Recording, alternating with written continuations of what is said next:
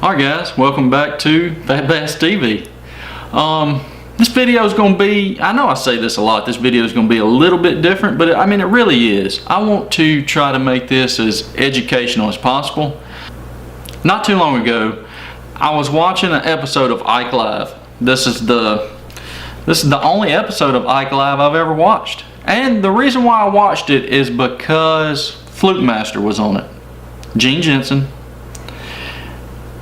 There's a reason why I wanted to watch this particular episode. They got on the subject of the Googan Squad. Everybody should know who they are. Lunkers TV, John B, AP Basson, and Flair.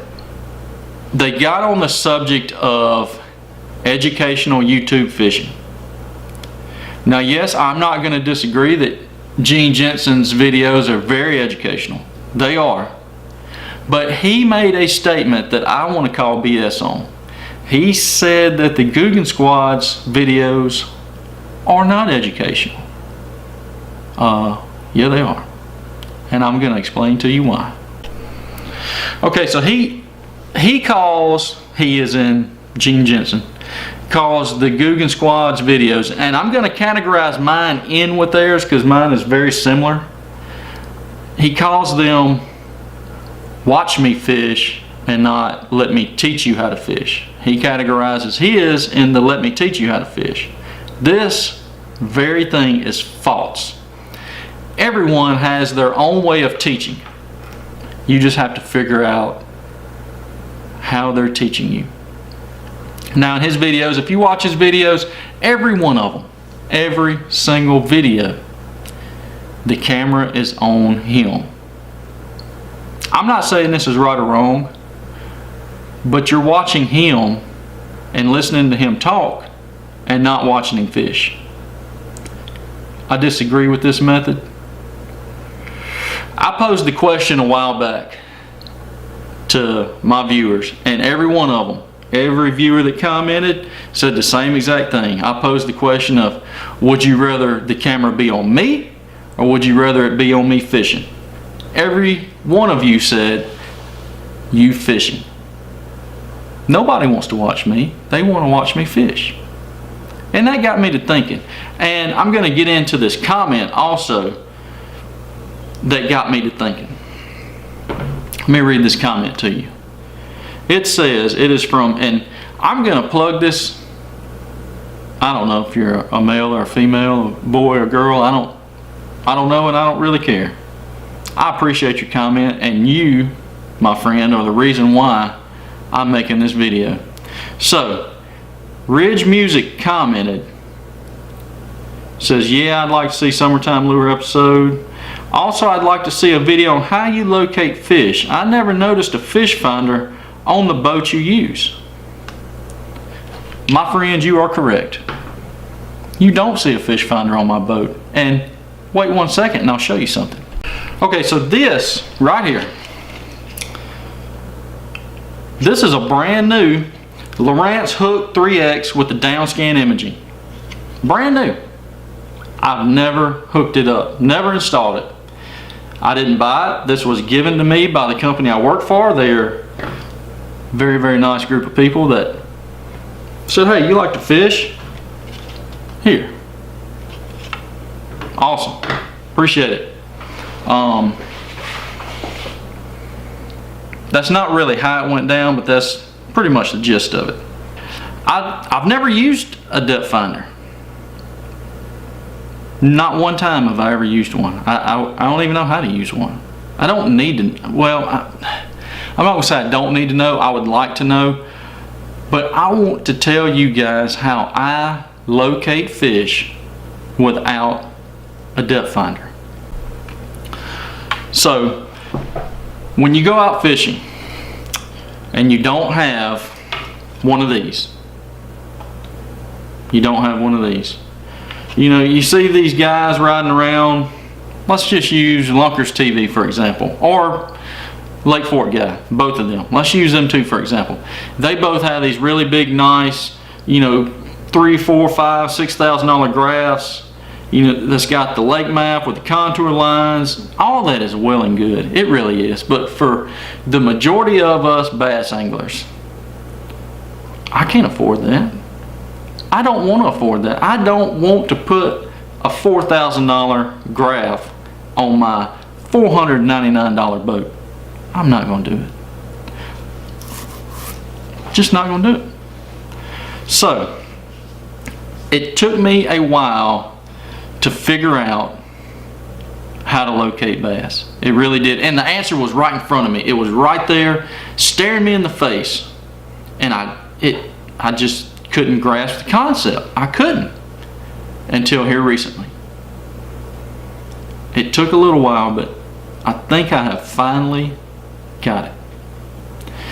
Now, if any of you watch, I'm going to use Major League Fishing for example.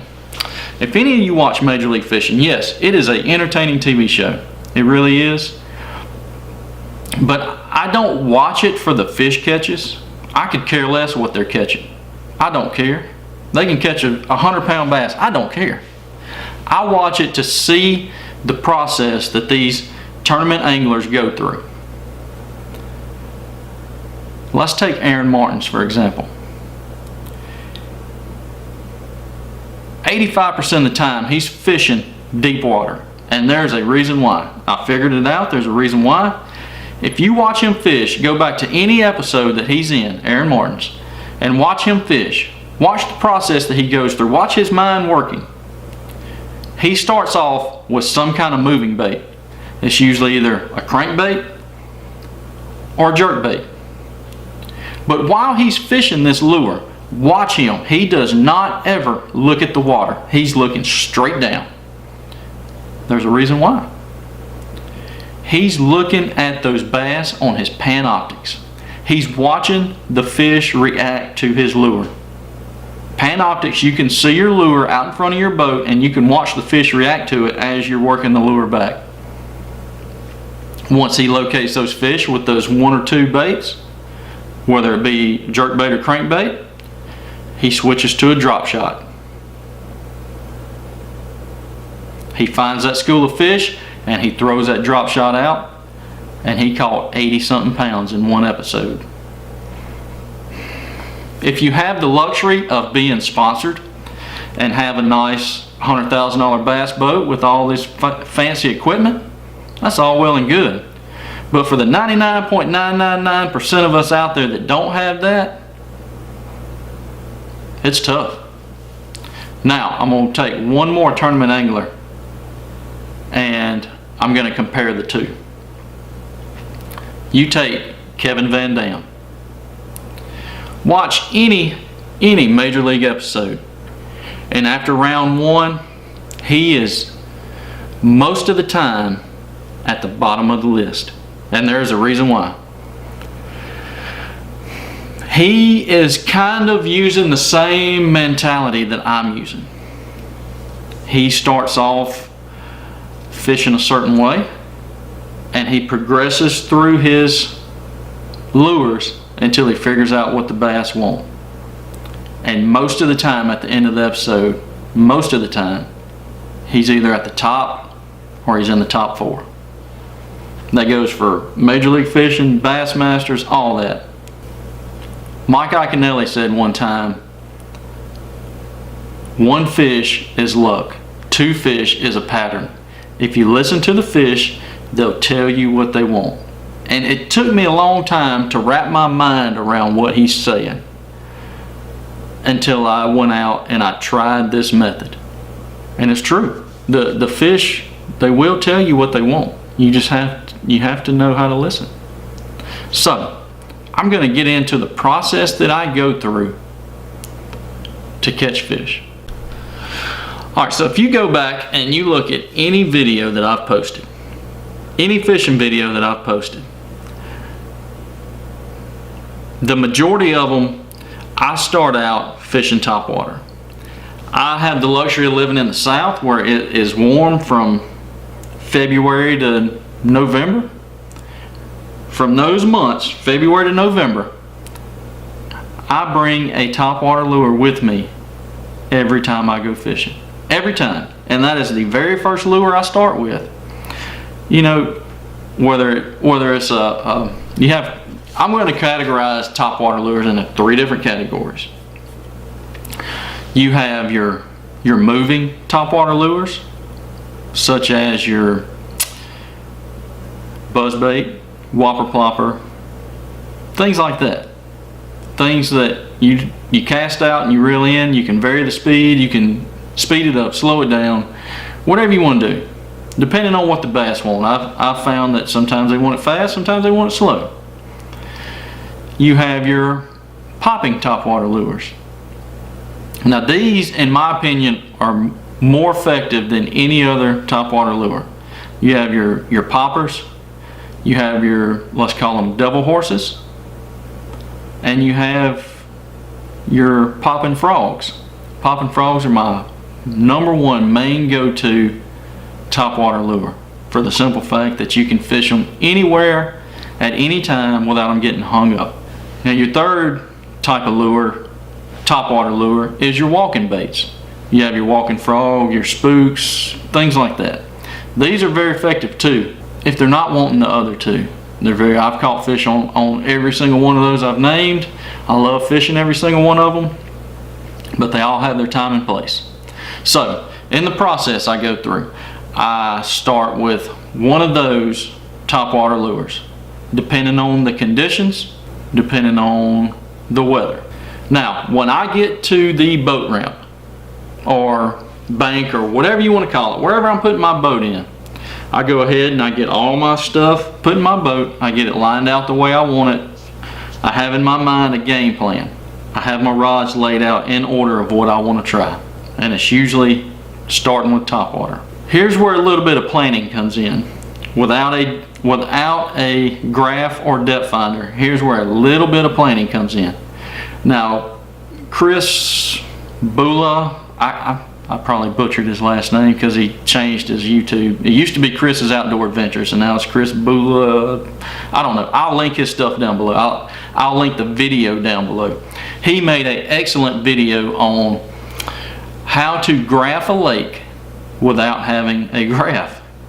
So it's very interesting. And this is what got me started on thinking about this, was his video. The night before, what I like to do is I like to plan where I'm going. I usually have an idea of where I'm going to go the day before. You can pull up on Google Maps. You can look at the lake that you're going to fish. You can see, if there's trees surrounding, all that good stuff. If you watch his video, he goes in depth on how to see what the lake looks like at different times of the year. It's very cool. Now, once I figure out where I'm going to go and I pull it up and I find, if it's somewhere I've never been, I try to find a boat ramp on the map. I find that boat ramp and then I decide where I want to go fishing. Most of the time I'm going to fish some kind of creek channel around that boat ramp, because my little boat does not do good in big water, especially with all these high-dollar bass boats and pleasure boats and pontoon boats. And man, these cats will run over you out there if you're in a little boat. So once I figure that out, you go to the Navionics website and you can pull that lake up on their website. Not every time, but most of the time it's already graphed for you. What I do is I pull it up on my phone, Navionics website, pull that lake up, and I screenshot it. Where I'm going to be fishing, I just go ahead and screenshot it. That way it gives me the depth and the contour lines of that lake. Alright, so now, once you have the layout of the lake, where you want to fish, and you have the contour lines, I'm going to try to keep this as fast as possible. Now, I put my boat in the water. I try to get there 20 minutes before daylight. I put my boat in the water and I sit there before I even cast a line. I just sit there and I observe what the fish are doing.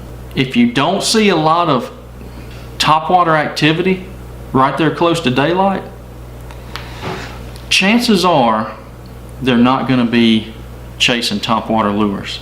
I'll still throw them just to see, but I'm only gonna give it, 5 minutes or so.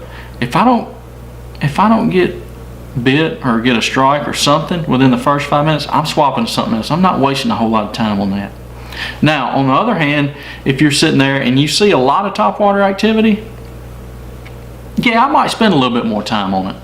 Every day, every condition is different. The fish are not in the same place every day. I've learned that they are not. Every day you go out there, you can go to the same lake 7 days in a row, and 9 times out of 10, they're not going to be in the same place they were the day before. They're just not. They move. It took me a little while to figure that out too. Once I throw the topwater, if they're biting, hey, great, boom. I can make a whole video out of topwater fishing. If not, if they're not biting, that's when you have to make your adjustments. And I'm going to show you 2 lures that'll do that. So the first one,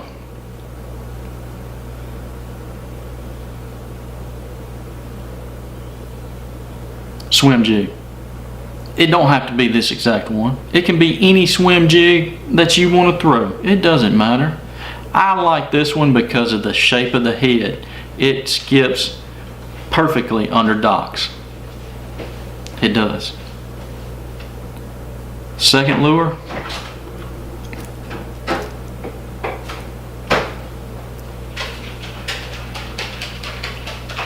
chatterbait. In my opinion, these are the same exact lures. One vibrates and one doesn't. Depends on what the fish want. I have both of them tied on. I throw both of them. Now, let's get into the process.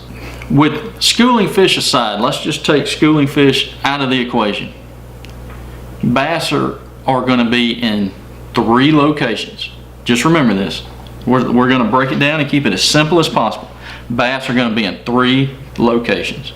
They're either going to be shallow, they're going to be suspended, or they're going to be deep. One of those 3, they're going to be there. Bass cannot pack their bags and move to a different lake. They haven't went anywhere. They're still there. So you have to figure out where they're at. This is how you do it without having a graph. You take either your swim jig or your chatterbait. Either one. Whichever one you want to use. Both of them are phenomenal. Both of them do great. And if you watch any of my videos, I start out and I go around the lake and I start flipping the bank. I'll either flip the bank or I'll run parallel to the bank just a few feet off, and I'll cast to the bank and swim it off, hop it off, drag it off. I'll do all 3 of them just to figure out what the fish want. Once you go around the bank, you're going to get bit.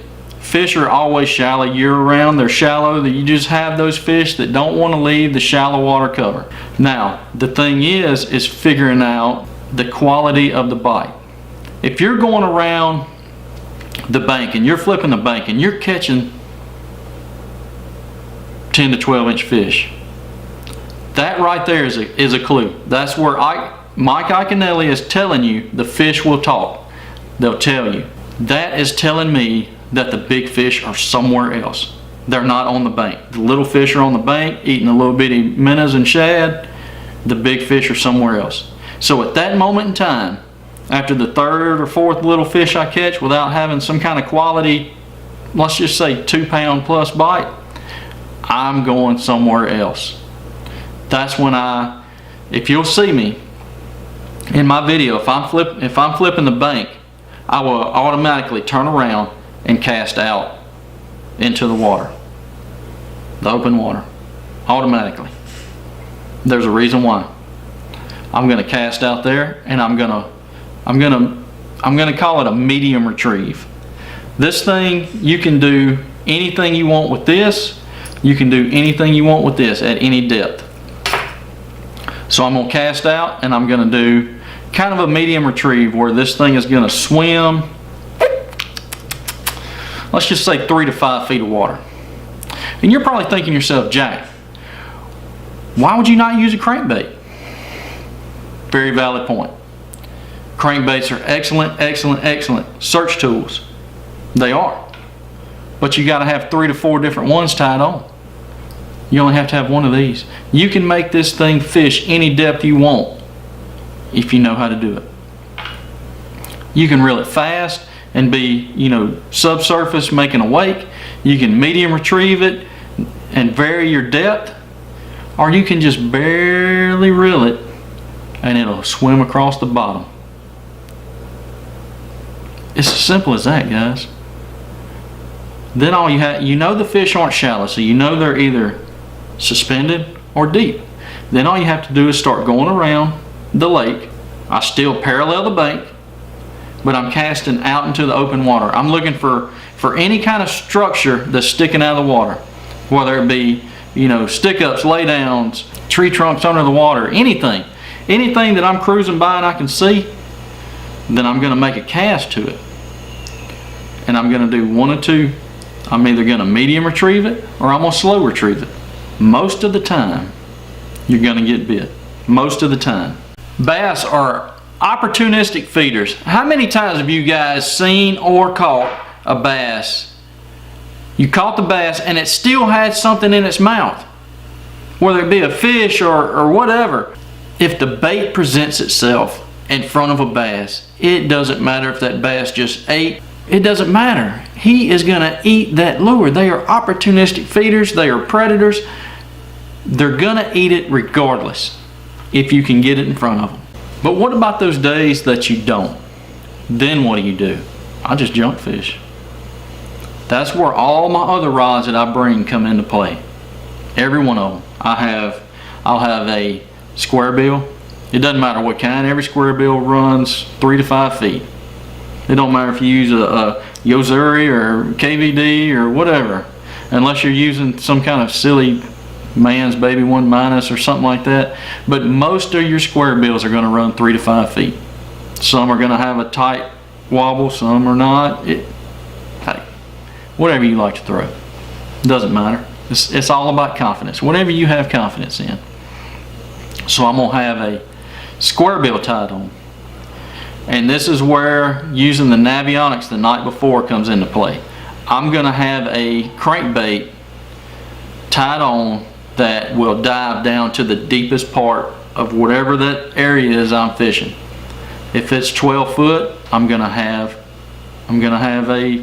some kind of crankbait tied on that swims 12 to 15 foot. If it's 20 foot, I'm gonna have one. 10XD or whatever, 6XD, 5XD. I'm just throwing names out there. I mean, I'm not plugging Strike King. It's whatever. So I'm gonna have those two. You already have these two. I'm gonna have brush hog. You can do the same thing with a brush hog. Flip the bank, drag the bottom. You can swim it. I'm gonna have a brush hog, wacky rig Senko, and a spinnerbait. With all those, and you don't have to bring all those rods. You can bring one rod and just have those lures and just tie them on. I don't like to waste time tying lures, so that's why I bring a whole bunch of rods, but I know we're going way off topic.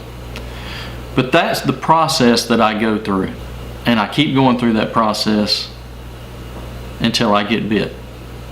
I've been out there on days that I start out with topwater and I get nothing. Then I go to flipping the bank. I get nothing. I go to fishing in the deep water, or the deeper areas of the lake, I should say. I call it deep water. Anywhere from 6 feet and over, I call it deep water. Out in the middle of the lake. I go through my process of that. I'll medium retrieve for, I don't know, 10 or 15 minutes. If I'm not getting bit, then I slow retrieve. If I'm not getting bit there, I pick up and move. I go somewhere else. Now, while you're out there doing this, you're going to hear the fish, and they're going to be, hitting topwater or whatever. That's going to clue you in on to what they're doing or what they're chasing. If you try this, guys, I promise you, it'll work. I promise you. You have to trust your instincts and try it. That's all it is to it. I appreciate you watching, guys. I appreciate all the comments. If you have anything you want to add to this video, drop a comment and add it. If you disagree with me, let me know. I'm just telling you what works for me. What works for you may be something different. But I'm giving you my secret. Appreciate it, guys. Hit that subscribe button if you haven't yet. See you tomorrow.